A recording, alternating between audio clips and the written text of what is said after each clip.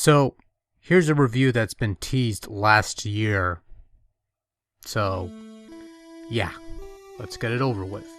Castlevania III Dracula's Curse is considered by most old-school video game enthusiasts to be the best of the three Castlevania games to grace the Nintendo Entertainment System, given all it has to offer and what it does to improve upon the formula established by the original Castlevania. There is substantial merit to this boasting. Although Castlevania II Simon's Quest attempted to expand the straightforward gameplay of the first game by presenting a massive world of open-ended non-linearity, Castlevania III ditches that open-endedness by returning to the basic platforming style of the original while adopting some elements from its predecessor and adding a few touches of its own.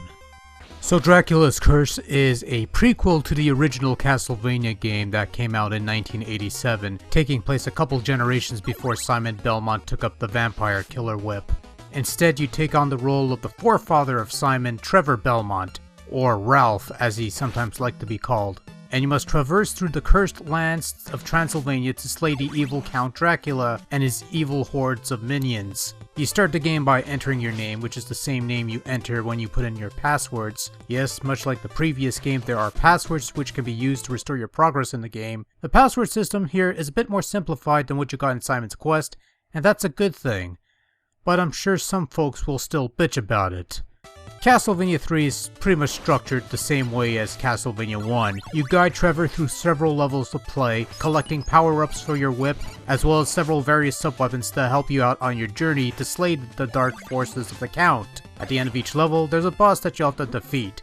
Defeat the boss, you move on to the next level, your usual shtick. Gameplay and controls is fairly similar to the original Castlevania, and to a certain extent Simon's Quest. So you only have the basic whip, jump, climb stairs, up and B for special weapons, 3 lives, and it's over. You have that issue with using sub-weapons on stairs, but get over it and you should be fine.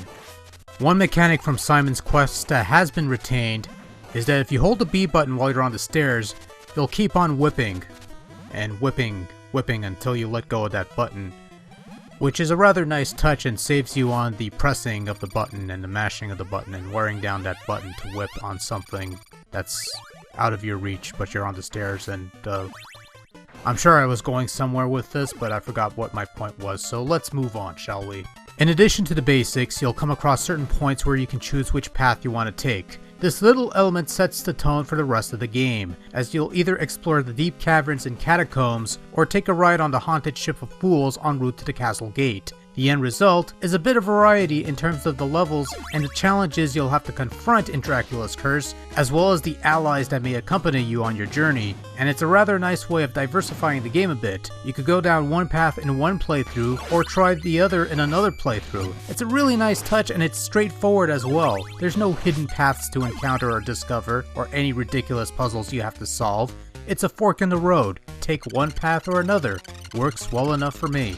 Also, at certain points in the game, you'll come across an ally who wishes to join you on your quest. Accept his aid, and you can press select to switch between the two. Decline his aid, and he'll piss off someplace else and you both go about your own merry ways. In any case, you can only have one ally by your side at any given time, and when you accept the aid of a new ally, you're pretty much telling your previous ally to piss off and he will bid thee farewell. Either way you look at it, you'll never get rid of Trevor, you're pretty much stuck with him the whole way through. Which is good because he's still the game's best fighter overall, but in any case, Dracula's Curse boasts 3 allies to join you on your journey, each of them with their own unique abilities that can help you immensely.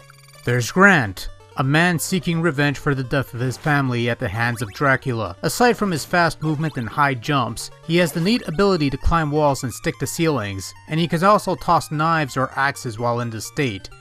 It's a nice ability that can serve you well if you use it effectively, although he's stuck with a rather short and weak stabbing knife, and he takes more damage than Trevor per hit. He has his uses. Then there's Sypha, a wandering adventurer with a healthy knowledge of the magics and an unfortunate victim of Samus syndrome. Sypha cannot take much abuse and his/her staff weapon isn't that effective, but Sypha's strength comes from the various spellbook weapons that she can acquire, whether it be homing lightning orbs, freeze spells, or a powerful flame attack. He/he has her/his uses, /this/that. And then there's Alucard, the son of Dracula. He can turn into a bat and fly around this place, which is useful for reaching high, out-of-reach places and circumvent levels worth of platforming as long as you have enough hearts, of course. Alas, Alucard cannot attack while in bad form, he cannot equip sub-weapons save for the stopwatch, and his overrated Ball of Destruction, while boasting a long range and can be powered up to shoot up to 3 at a time. Well, I've never found much use for that. In fact, these so-called Balls of Destruction suck. Clearly, this is a character not worthy of being the star of his own adventure, which further convinces me that Symphony of the Night was intended to be some other game entirely. Oh, and then there's Trevor. He's the guy you start off as. He has a whip. He can use other weapons. He takes damage like a man, and he could do shit without the hassle of collecting body parts, saving maidens, or babysitting a 10-year-old girl. Trevor is awesome. Trevor will make you his female dog. Castlevania III is a challenging game, no doubt about it. Castlevania 1 was hard. Castlevania 2 was rather simple once you knew what you were doing, and Castlevania 3 gets back to being difficult. Much like the original game, damage is determined by your progress in the game. Each hit in the early levels docks 2 hit points, mid levels you lose 3, and in the final levels it takes 4 hits to kill you. Just like old times. Funny story, I used to think Castlevania 3 was actually easier than the first, primarily due to the fact that I was able to finish that game easily before beating the original. So whenever someone would say that Dracula's Curse is harder than the other two, I would usually say, wimp.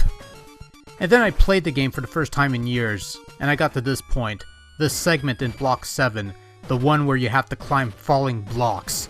This segment is a pain in the ass. But you know what else is a pain in the ass? My foot when it's in it. In a way, Castlevania 3 places a bit more emphasis on platforming, as opposed to straight up whip everything in your path, whether it be navigating balancing beams or moving platforms, or just crossing sections of platforms crumbling away beneath you. Climbing up sections, vertical levels, is hazardous because one stray hit could knock you off a platform and into the abyss below that seems to consume anything underneath the screen. Bosses here will certainly put up a good fight, especially towards the tail end of the game where it gets really tricky. Along with the return of the gameplay stylings of the original Castlevania, Castlevania 3 also shares similar graphical stylings with that first game. Much like his four-son Simon in that original game, Trevor Belmont is once more a hero colored in multiple shades of browns and beige. But hey, at least he looks a bit better than Simon, given it some minor additional details such as the bandana on his head. As a kid, I always thought that line on his head was actually the shine of Trevor's hair, because I thought it was nice and silky and stuff, but upon closer inspection it's actually his bandana. It's a nice detail nonetheless. But on the whole, Dracula's Curse does dwell more into the world that the original Castlevania introduced. No longer do you have the boring gray stone blocks of Simon's Quest permeating the entire landscape. Now they brought back the original orange blocks, and boy does this game love its orange blocks. Almost to a sickening degree. You know what? I take back what I said about the gray stone blocks. They look better than the constant barrage of orange. I mean, seriously, come on. But at least Dracula's Curse mixes it with other colored blocks, as rare as they are, so it's not all bad, I guess. In all seriousness though, setting aside the orange plague of blocks, Dracula's Curse does look a sight prettier than its predecessors, with various characters, enemies, and whatnots looking a bit more detailed, and in some cases better than in previous outings. The skeletons, for example, no longer bob their heads up and down like they did in Castlevania 1, the Medusa heads much larger than before, the Axe Knights boasting more detail, the Frankenstein monster twice as tall as he was in the original game, and so on and so forth. The 14 stages, blocks comprising Dracula's Curse, are varied and vibrant, whether it be the forest or the swamp or the catacombs and whatnot, all of them look equally dreadful. In a good way. And then there's the little details, the functional gears and clock towers, the distant stars in the night sky, the flowing stream of water, that sort of thing. All in all, it looks good. That's all I got.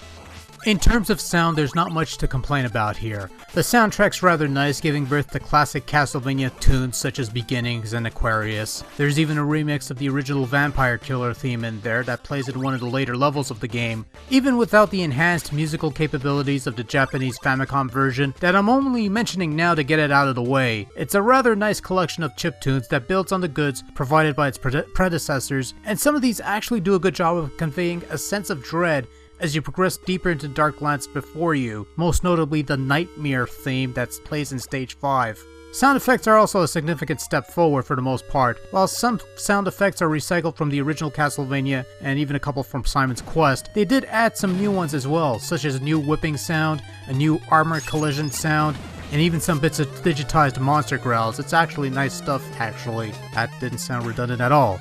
Overall, Castlevania III Dracula's Curse usually ranks among players as the best of the three NES offerings, and it's easy to see why. Even if it's in its stripped down, localized form where the graphics are allegedly not as good and the music isn't as good, or it's all a matter of preference actually.